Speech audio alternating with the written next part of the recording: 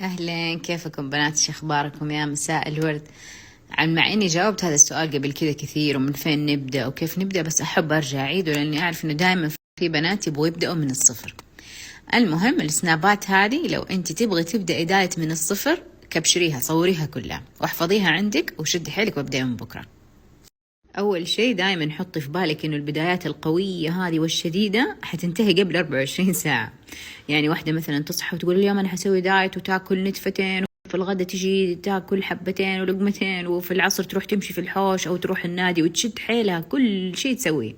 تيجي في الليل تنهار، تمسك مرسول وتطلب كل أنواع الطلبات، وخلاص انتهت كذا قصة الدايت عندها من أول يوم. أول شيء صلحي عادة النوم، خلي نومك كافي في الليل ومتواصل ساعات ورا بعض، سواء في الليل أو في النهار. ترى حتى البنات اللي نومهم مقلوب، بس خلي نومك مثلا 6 7 ساعات كده ورا بعض متواصلة، نوم كافي. وكل يوم تنامي في نفس الوقت. ليش؟ لأنه النوم المنتظم ترى يحرق وينحف، يخليك تحرقي طول ما أنت نايمة. والنوم الملخبط بالعكس يثبت الوزن وممكن يزيده كمان، ويلخبط هرموناتك. ثاني عادة، لا تكنسلي الفطور أبدا، سواء أنت تصحي في العصر أفطري، تصحي في المغرب أفطري، تصحي في الصباح أفطري. الفطور يكون أول وجبة في يومك وأثقل وجبة في يومك. وثالث عادة، حددي لنفسك صحن واحد بس تاكلي فيه. يعني مثلا هذا هو صحنك حق الفطور، هذا هو نفسه صحنك حق الغداء، ما حد ياخده، خلاص هذا مثلا اسمه صحن بسمة.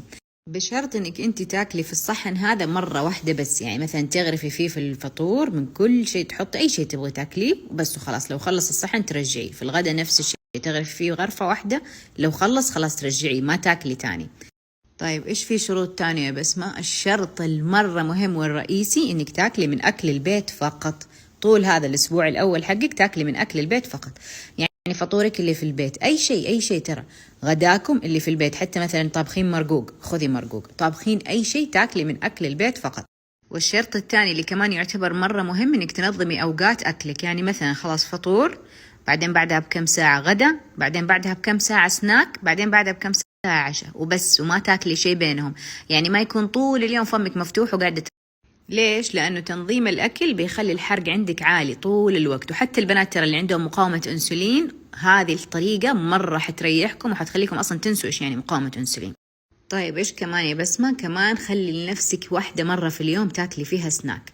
سواء هذا السناك مثلا كان كيس شيبس صغير، كان واحد مثلا شوكولات صغير، كان مثلا بسبوسة مقدار صغير. المهم إنه يكون واحدة مرة في اليوم تاخذي سناك. واخر حاجه، معلش تحملوني مره طولت، اخر شيء خلي يومك نشيط. يعني هذيك عاداتك القديمه انسيها، اني انا مثلا انسدح طول اليوم على الكنبه اتفرج تلفزيون، اخلص مسلسلاتي، ما اتحرك. حتى لو ابغى مثلا شيء بسيط من المطبخ، انادي الشغاله تعالي جيبي لي مويه، لا، تغيري، خلي يومك نشيط، خلي يومك حركي.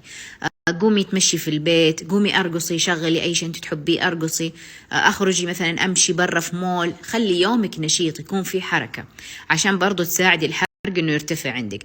لو انت طبقتي كل هذه العادات اللي انا قلتها، بغض النظر عن الاكل اللي قاعد تاكليه، حتى لو نفس اكلك العادي، حتنحفي وهينزل وزنك ترى من اول اسبوع.